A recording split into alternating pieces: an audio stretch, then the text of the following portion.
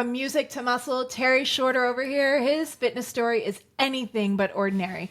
So find out how he turned his passion into a thriving career and why, after 25 plus years, he is more committed than ever to helping others find their strength. This is a journey I promise you have to hear about my incredible co-host, Terry Shorter. You ready, Terry? Let's go. Let's get into it.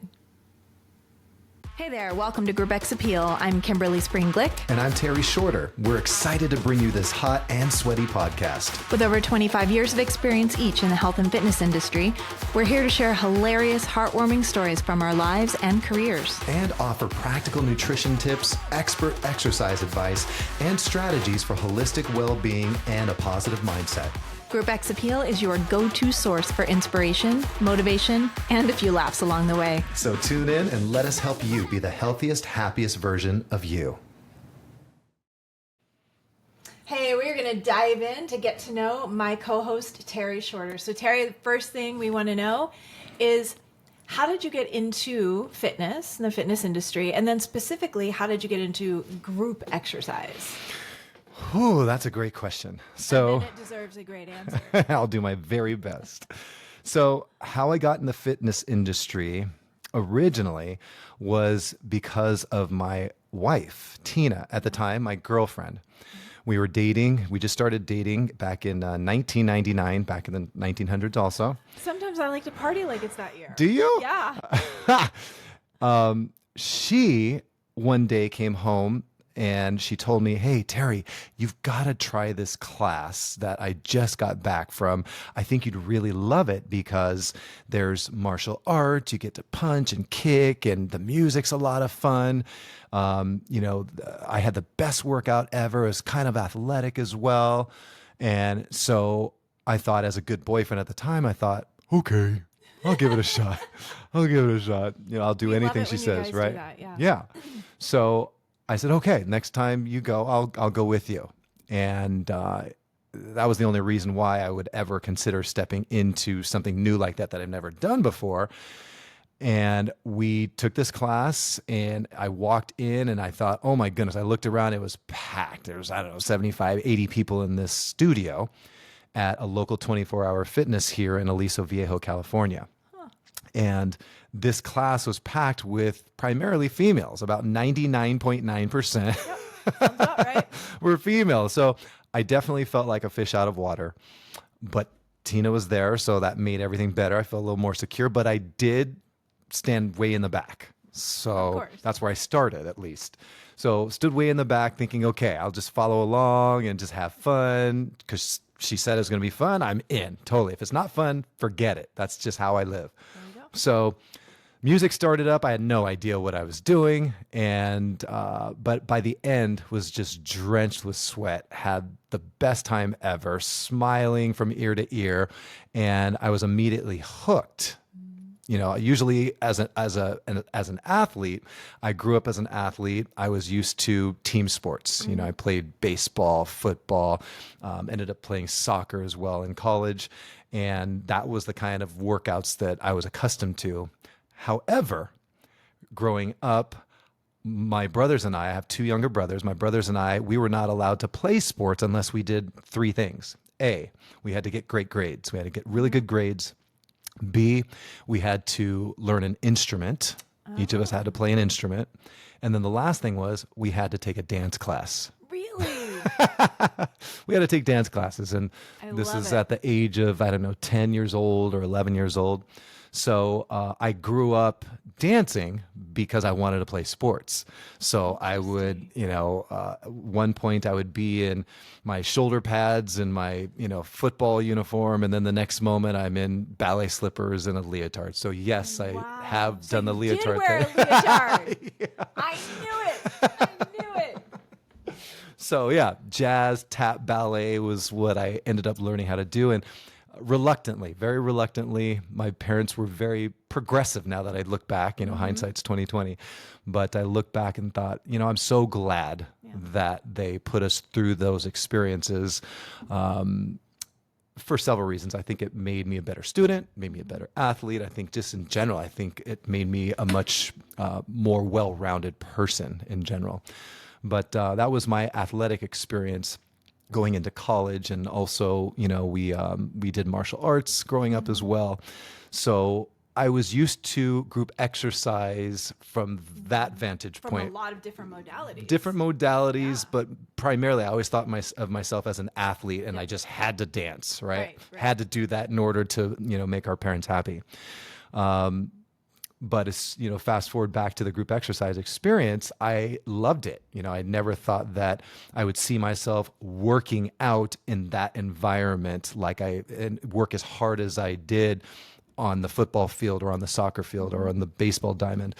And so I was hooked, hook, line, and sinker. And I was like, when's the next class? Let's go.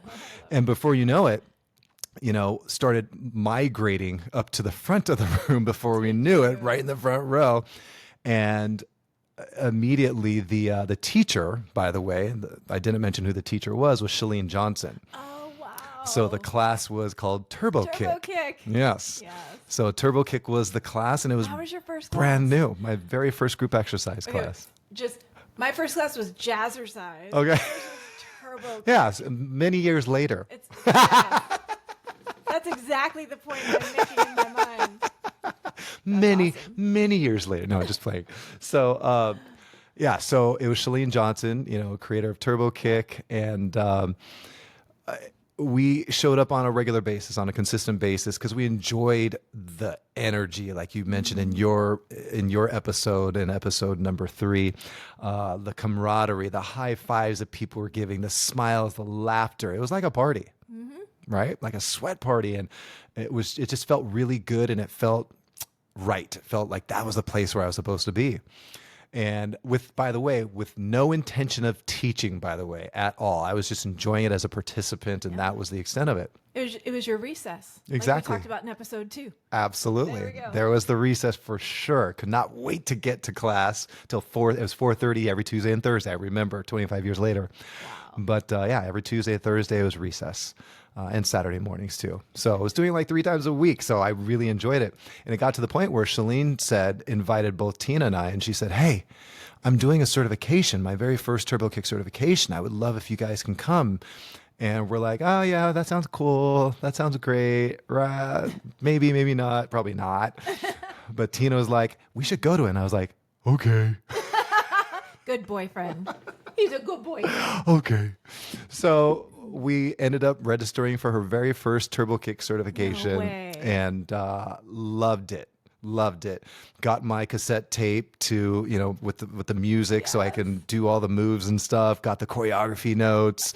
For those of you listening and watching, I am hearing this for the first time ever. I did not know that was your first class, your first certification. Yeah. This is awesome. Very first one.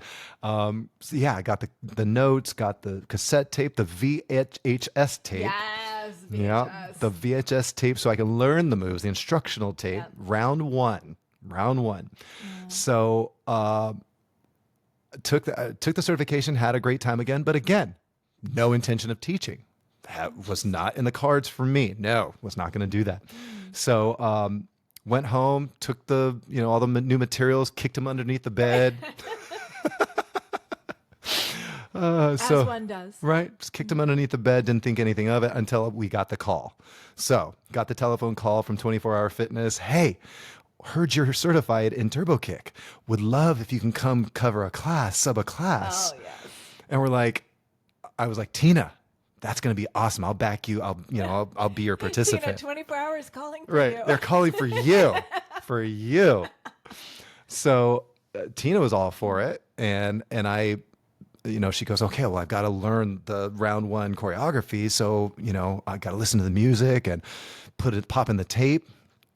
So I sat next to her. "Okay, let's see what this is all about." She learned it, but I learned it too at the same time. I couldn't resist. And then before you know it, she taught her first class. And then before you know it, I was up there co-teaching with her because we were asked to teach more and more classes at several of the 24 Hour Fitnesses here in South County, Lakeshore Towers and Laguna Hills. And then Linda Evans, an all women's club I was asked to teach That's at. awesome. I don't know. They must have hated you there. Yeah. So yeah, popped in the tape, wore those tapes out. Yes. Yeah, went Do through. you ever get a tape stuck? Oh yeah, Oh, it's the absolutely, worst. absolutely. That's why Break you out, need. grab a pencil, and try to.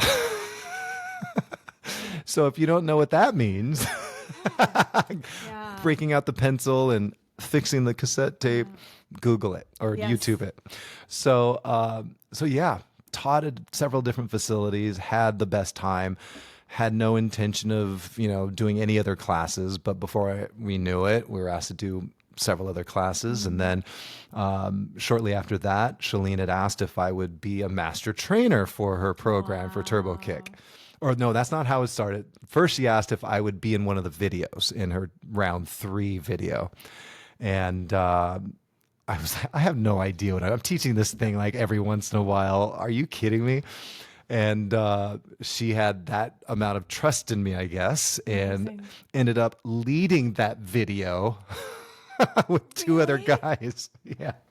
No way. So yeah, so it was her guys edition, her male edition, and it was a fun experience. My very first shoot experience with when it came to exercise, Yep. and thought, oh, this is a lot of fun. I hope to be able to do this again. And then shortly after, she asked if I would be one of her master trainers because of my martial arts background, and did that for a little bit. And then ended up getting injured. I had an old soccer injury that ended my soccer career, where I blew out my knee after my freshman season, and was never able to come back to the sport, unfortunately. But I re-injured that same knee teaching a class, and was out for about a year. And then after I recovered, after going through therapy and crutching around and everything, coming back, Shalene had asked Tina when they ran into each other at the gym. She said, "Hey, how's Terry been doing?" And she goes, "Oh, he's recovered. He's doing much better now. Is he ready to teach again?" She's like, "Well, you'll have to ask him." She goes, "Okay, I need to go through. Need for him to go through the certification again. So I'll comp him. Just have him take the certification." And I was like, "Okay, great." So I took it, and then she asked us to do that, so it prepped us for her upcoming infomercial, Turbo Jam with Beachbody, her very first infomercial. So she had asked if I could, if both Tina and I would audition for that out in Los Angeles with Beachbody.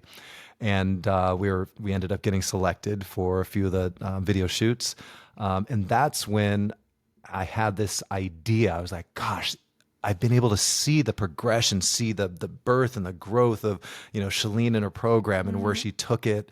And I thought, how cool is that to where she was with her infomercial? I thought, how cool would that be to have a program that is athletic based, that can draw men into the group exercise environment. And Although he does still attract a lot of women, although that might not surprise you, especially if you're watching on YouTube. Go on. I'm blushing right now. Stop, no, you stop, poor thing. stop. So, You got I thought, how inspired. cool would that be? I was so inspired, not just seeing, but I was like a part of that journey that she was on. And I was just so grateful that she allowed us to be a part of that.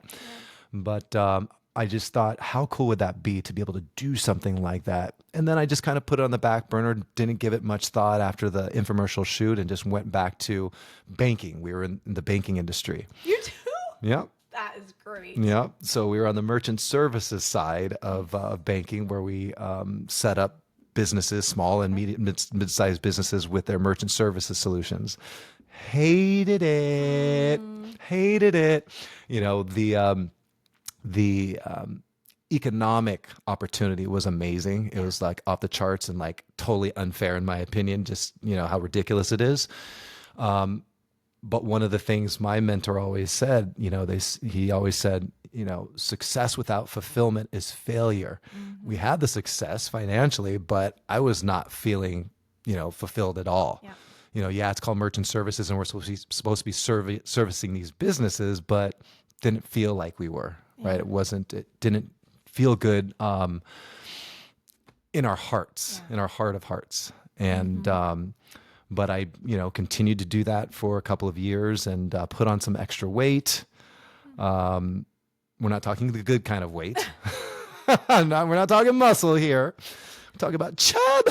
So put on some weight and was pretty found myself in a place where I was really unhappy, displeased with myself.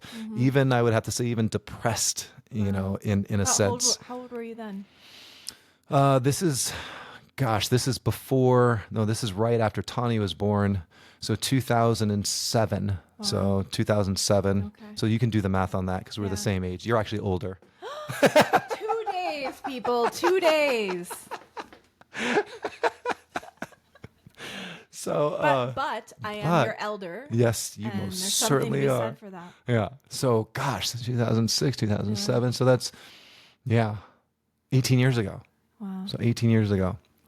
I went through that challenge and then I thought, I've got to make a change. I've got to do something different.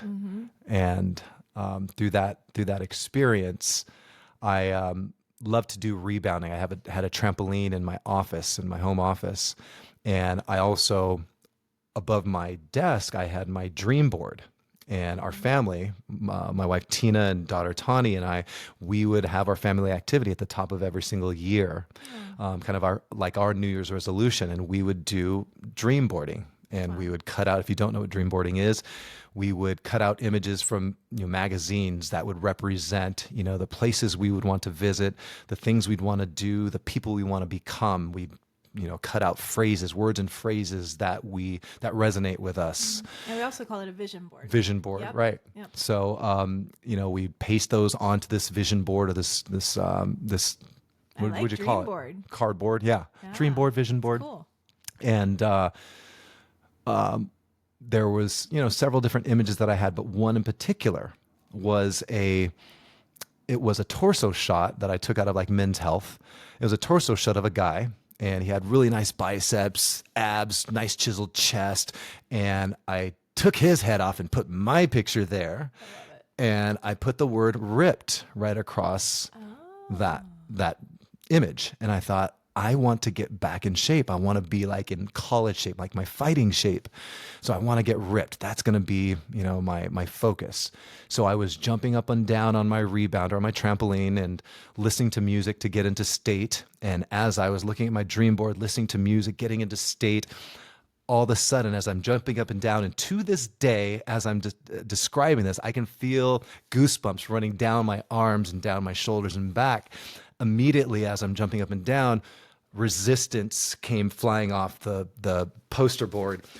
Intervals started flying off the poster board. Power, plyometrics, endurance, diet, all came at me like a tidal wave, and I was I like, just got goosebumps. "Oh my gosh, I do like." That's a download, my friend.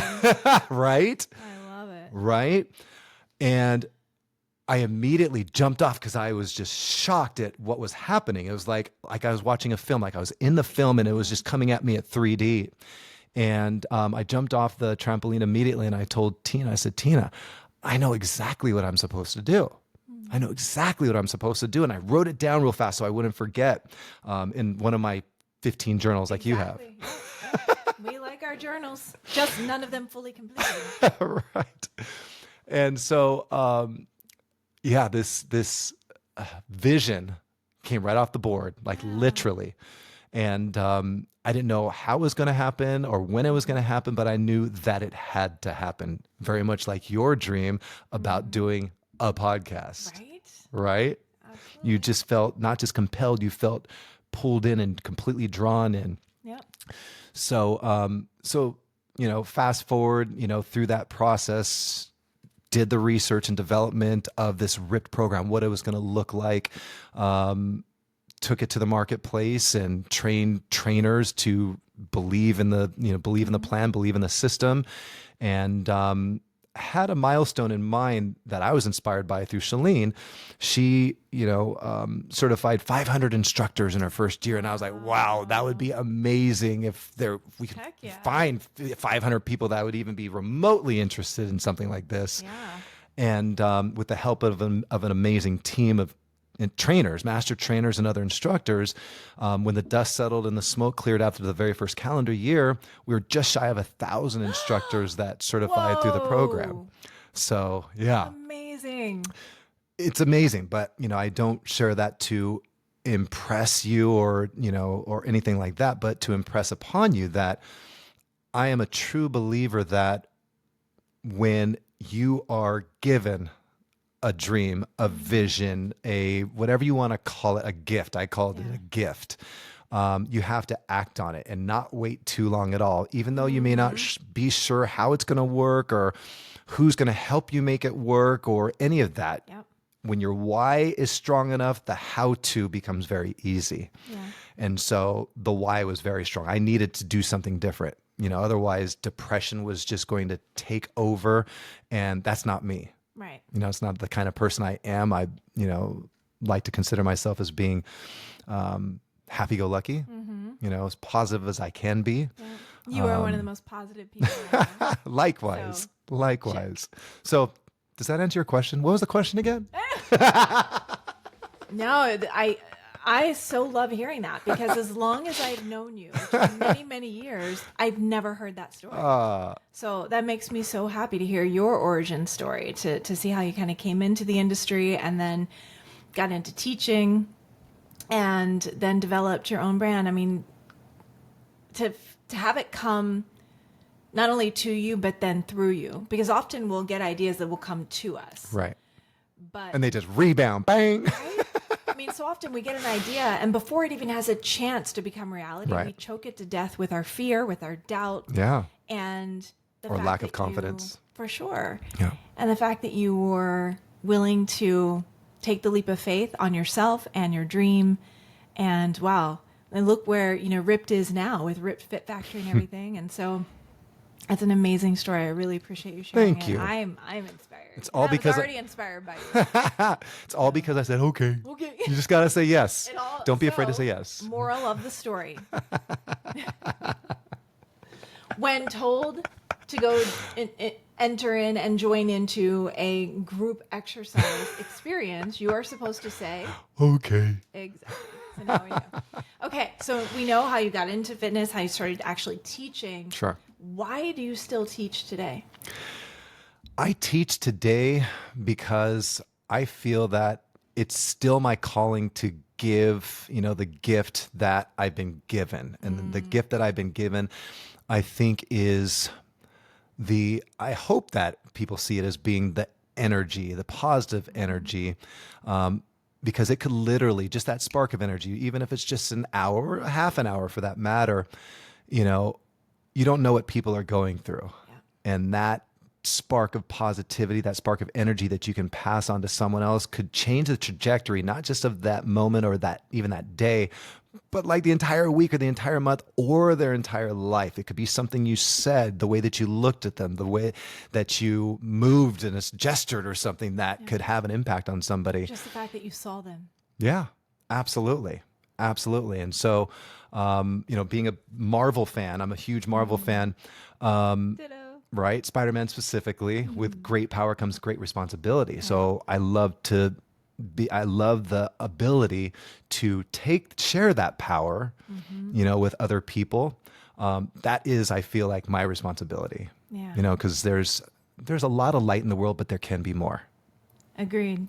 And I've always believed, I share this with a lot of the leaders that I coach, because they'll come to me and they're trying to figure out their purpose, what they're Sure. meant to do, what they're supposed to do in their good work in the world.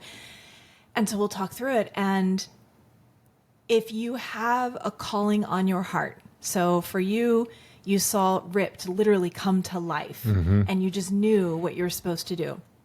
So when you have a calling placed on your heart in that way, or in any way, but you're just Sure. feeling called to do something, if it would bring you joy and it would help others, I believe it is your moral obligation Yeah. to take action on it. Absolutely. It would be, it's a sin not to share that gift. I mean, truly, right? You're given these gifts for a reason. And so whatever gift it is that you may have, share it. Do not be afraid. Do not be ashamed. Do not hold back, because like I said, it could literally change somebody's life in some way, shape, or form for the good. And so often people are judging themselves based on how many lives they could potentially touch. Right. And I loved hearing how great the first year went. But if you only had certified 100 people that first year, I know you well enough to know that you would have been like, you know what, though? That's 100 lives touched. I would have been grateful. And then how many lives are they going to touch? Because so often the impact we make, it's a domino effect. Ripple effect. Yeah. And I don't just mean when we're teaching, but when we're just crossing paths with other human beings, where we have that moment where we can make a withdrawal or a deposit.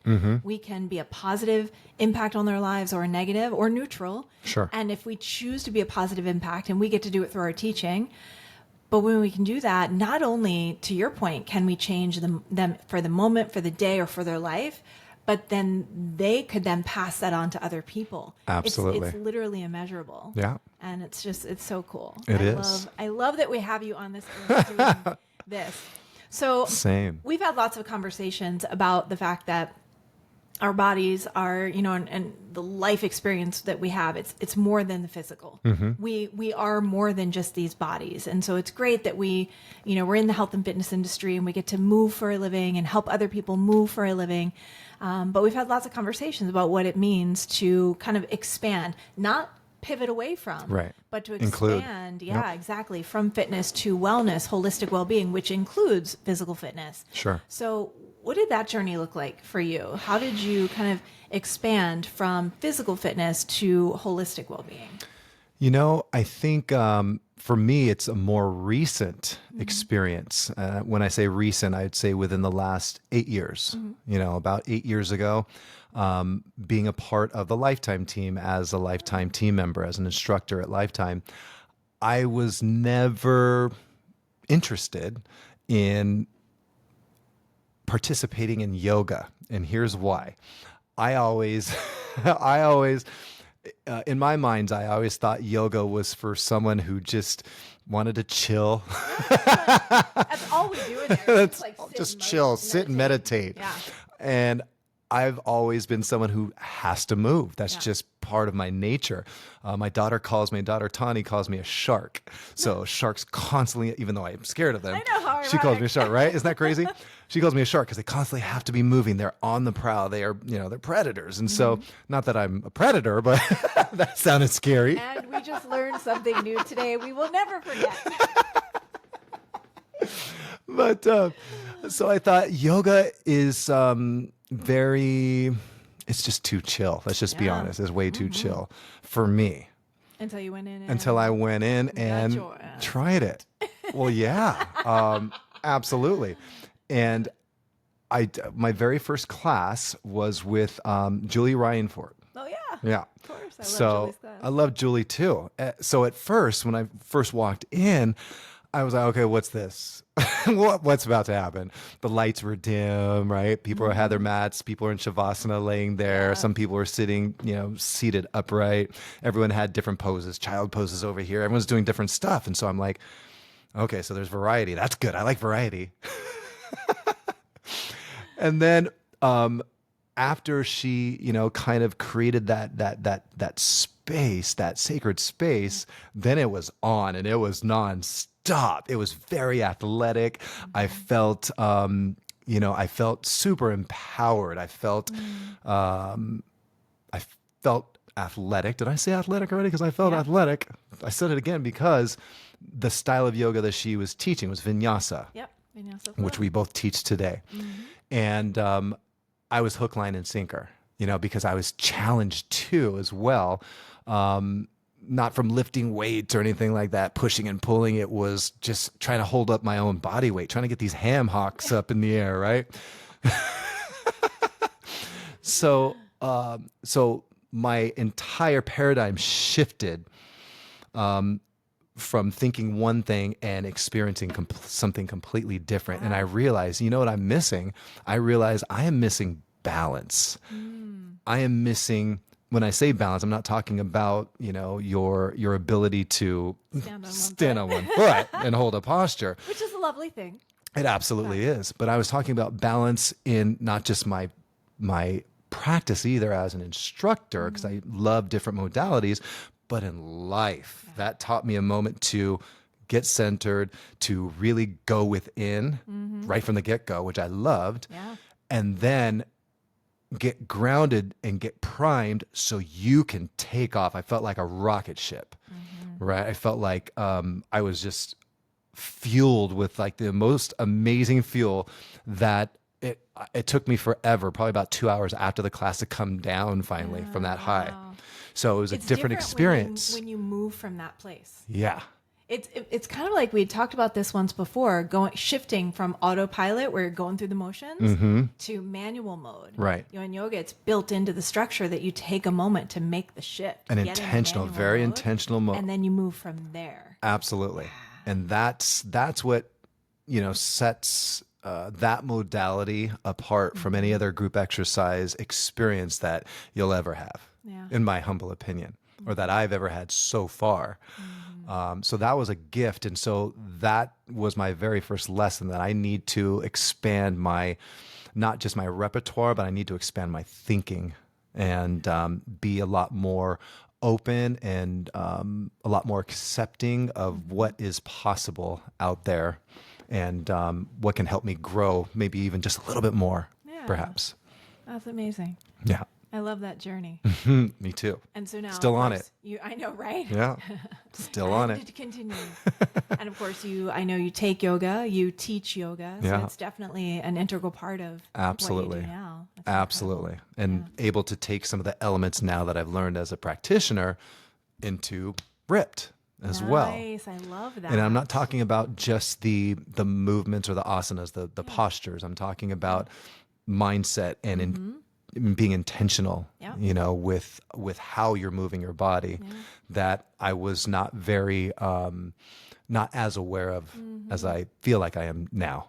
Yeah, when I first went through my first 200-hour yoga teacher training, one of the things I love so much, and this is incorporated into all yoga teacher trainings, at least if they're approved through Yoga Alliance, but a chunk of the hours has to be dedicated to philosophy. And that is unique to yoga versus other Sure. formats, for Yep. sure.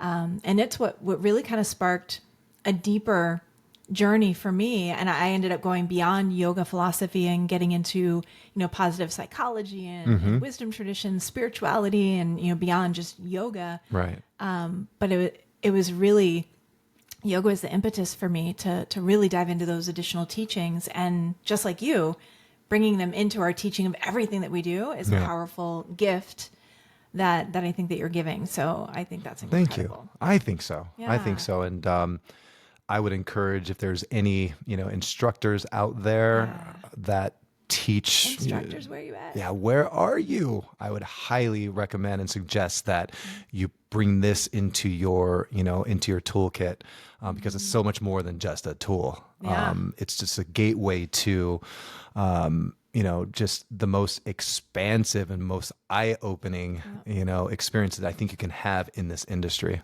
Would you say that, as it turns out, personal growth isn't a study, it's a lifestyle? Yeah, absolutely. Every day we're practicing it, for sure. It's always ongoing, always sure. looking for opportunities Yeah. to grow, to evolve, to become, in my opinion, to become more and more of who we really are. So Right, it's not who we're about supposed becoming to be. someone different. It's not about becoming someone better. It's about becoming more of who we are. And that seems to be, with your journey, how you've progressed. You just stepped more and more into the authenticity of who Terry is, which is incredible. Trying my best. Thank Right? you. Well, we appreciate it.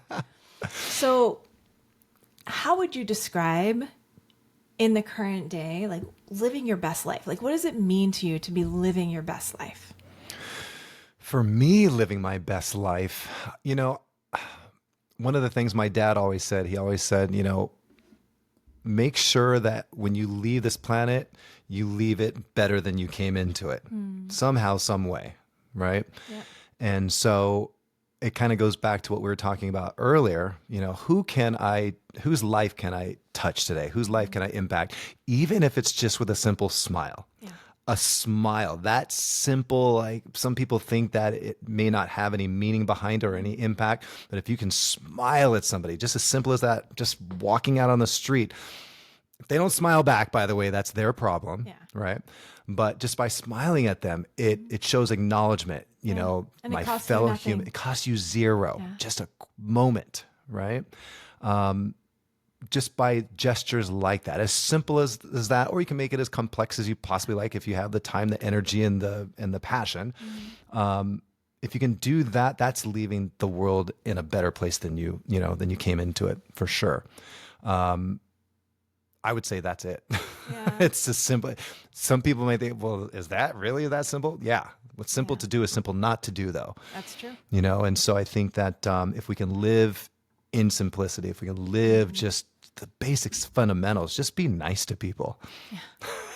How about that? There's the Michael Franti song, "Just Work Hard." And Be Yes, Nice to I People. love that song. I love that song. It's so good. Yeah, that's one of the things I love that we have in common is Michael Franti. Oh, I love Michael Franti. He's amazing. Yeah, Mr. Positivity. Absolutely. Right, through and through. Sure. Just went to his concert recently, as you know, and it Yeah. was just, he blew the roof off the place. Of as course. always. Of So course. good. All high vibes. Yeah. All That's how he rolls. good. I'm not wearing that t-shirt. I started saying good vibes only, but Episode 3. in episode 3, I wore a t-shirt that says good vibes only for our YouTubers out there. There we go. But it's tattooed. Yeah. So That it's too. pointing to the right place anyway. Right. Just kidding. I don't have any. I'm afraid of needles. Same. But Same. Yeah. Shark, but needles. I love in that order. shark and needles Needle. in that order. Yeah. Yeah. And yet you surf now. I do. Which So means might have to get a tattoo. might It's be in your coming. future. I actually do want to get a tattoo. What do you want to get? I want to get a dragonfly. And what does that represent? Oh. Let's hear it. Break it down. Because I want one to too. know about you today, my love. Well, I'll share mine after you share your dragonfly. Okay. So when I was about 20, I was going through a really tough time, 2021, and I was already on my own because I Right. started being on my own and paying mortgage. Doing the adult thing, initially, adulting. like, my parents had moved away when I turned 18 and on my own. And I was going through a really tough time and just struggle was word of the day for sure. My mother sent me a letter in the mail, and in the envelope there was, those little cards you could get with the pin on them, and then there'd be like a little saying Yeah. on the card. Yeah. Well, it's one of those little cards, and the pin was a dragonfly. Ah. And the little verse, so simple, it just said, people see the beauty of the dragonfly and think that it's living its life so fancy free, carefree, and whatever it was. I don't know the exact words, but the true power of the dragonfly is its ability to persevere in difficult situations. And for some reason, it just That resonated. It resonated. It came at the right time. And from that moment, and I still have that one on my vision board. Oh, wow. I call it my inspiration/vision board. Love it. And I have that pin from my mom. And from that day forward, that became my chosen spirit animal. Love it. All right, what's your tattoo? I love it. It would be my daughter's name, Kione. Yeah, Kione in Japanese means pure sound or holy voice, which is so fitting because she's a singer-songwriter. Yeah. Yeah. That's incredible. So I get right like above you my heart. knew. Yeah. Crazy, huh? Cool. Love it. Okay, next question for you. Mm-hmm. Look ahead 5-10 years from now. Yep. Living this lifestyle of holistic well-being and the balance and the alignment you've been talking about. Mm-hmm. Where do you see yourself? Hopefully doing the same thing just in terms of serving people through fitness, serving people through better nutrition as well, better nutrition habits. As a nutrition coach, I'm just constantly shocked at the lack of knowledge of proper nutrition. I'm not saying good nutrition or bad nutrition, just proper nutrition that fuels your body properly for the long term, sustainable nutrition. And so, for example, when I first started in 1999, the obesity rate here in the United States, which was scary at that time, was 32% of our population, our adult population, was considered obese. So a third of our population. Over time, you would think, from 1999, fast forward 25 years, you would think that things have gotten better with all the information, all the technology, all the gurus out there, the coaches and this and that, and all the different fitness facilities that have exploded across the country. You would think that number would, at the very least, stay the same, maybe, hopefully go down. Right? That's the hope. But, I was just looking at a study and said that 42.5% of our population is now considered obese, or adults are considered obese. that Big jump. that's a big jump, which means we all have a mission Yeah. to help people, because there's a lot of people that just don't know. There's misinformation. There's, I think, an overabundance of information out there that's confusing, where people just say, forget it. I don't even care anymore. It's too much. And so if there's a way where It's too much, and McDonald's is easy. it really is, it's true. Yeah. They're still thriving. Sad, but yeah. Right.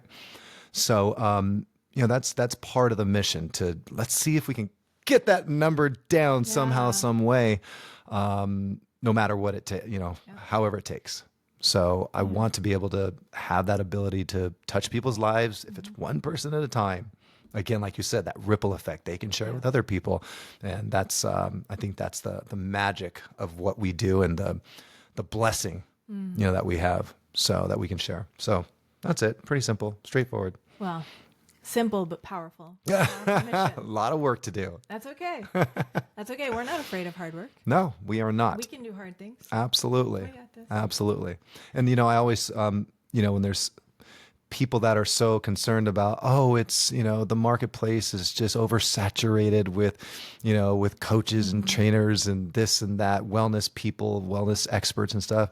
There's plenty of room. Plenty of room. Plenty In fact, of room. not only is there room, we need more Absolutely. leaders making an impact. Yes. For one of the reasons you just shared, the numbers are going in the wrong direction. Yeah. Which means there are still people out there who need our help, who For sure. need to be inspired to live healthier lives, to make better choices for themselves. So thank you for making that a huge part of your mission. I think that's one of the things that aligns us, and like kind of draws us to want to work together, and such as we have that shared passion for sure.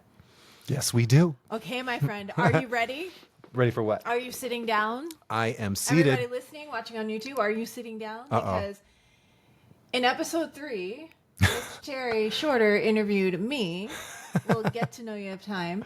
And he finished off by asking me what my most memorable teaching moment was. And so now I get to ask you. Mine's not going to be nearly as good. It's going to be short because my name's Terry Shorter, so I'll make it shorter than yours. wow. That's never been used What? before.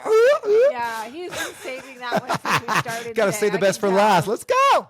So, Terry Shorter, what is your most memorable teaching moment? My most memorable teaching moment would have to be a funny one also. Yeah. Yeah. So I Mine was, wasn't funny.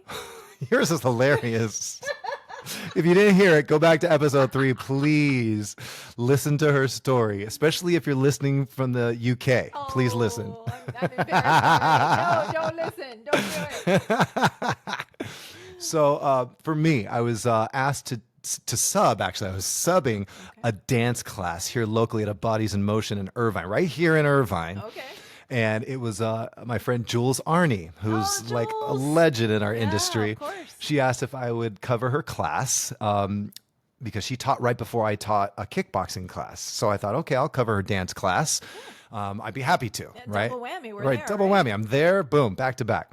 So in the dance class, you got to look the part, right? For all your classes, when you go teach a kickboxing class, What did you do? right? What do you wear when you teach a I kickboxing class? used to wear a bandana even. Right, because you Yeah. feel Fierce. fierce. That's There we right. go, right? So when I teach dance, when I teach hip hop, I had to wear my baggy jersey. I had my Adidas breakaway pants like basketball Okay. players would wear. I had Of my course. Adidas. I had everything At matchy, least you weren't matchy, wearing matchy. AJ's or parachute pants. Nope, nope. I'm just saying. They're coming back. We're both kids in they're, the 90s. They're so- coming back. So, so I had my breakaway pants on as well, and I had a whole classroom, Jules, participants ready to get down. Right, had the music playing, had them I started getting them warmed up, had the music bumping. I was excited, right, to be able to cover Jules' class as the bomb. And all of a sudden, I did this move where shoulders back, arms back, big moves, right? And they got bigger and bigger, as the song progressed. And then before I knew it, my thumbs got hooked between the buttons in my breakaway Adidas pants, sweatpants, and literally my pants ripped off from the top to the bottom, unbuttoned all the way down. And I was standing in front of the class in my underwear. Oh my In my underwear. gosh. Yeah.